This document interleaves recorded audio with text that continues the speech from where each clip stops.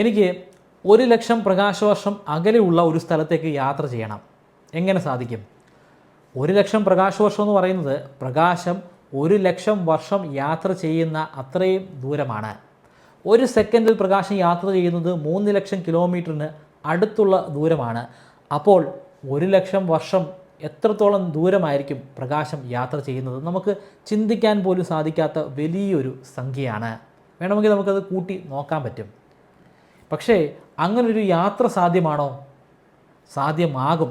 നിലവിൽ സാധ്യമല്ല, പക്ഷേ ഐൻസ്റ്റീൻ്റെ ജനറൽ റിലേറ്റിവിറ്റി തിയറി അനുസരിച്ച് അത് സാധ്യമാകേണ്ടതാണ്. അത്തരത്തിലുള്ളൊരു ഹൈപ്പത്തറ്റിക്കൽ കോൺസെപ്റ്റ് തന്നെ ഉണ്ടായിട്ടുണ്ട്. അത് വേം ഹോൾ അല്ലെങ്കിൽ ഐൻസ്റ്റീൻ റോസൻബർഗ് ബ്രിഡ്ജ് എന്ന പേരിലാണ് അറിയപ്പെടുന്നത്. ആ ഒരു മോഡൽ അനുസരിച്ച് നമ്മൾ ശരിക്കും അങ്ങോട്ട് യാത്ര ചെയ്ത് പോകേണ്ട ആവശ്യമില്ല.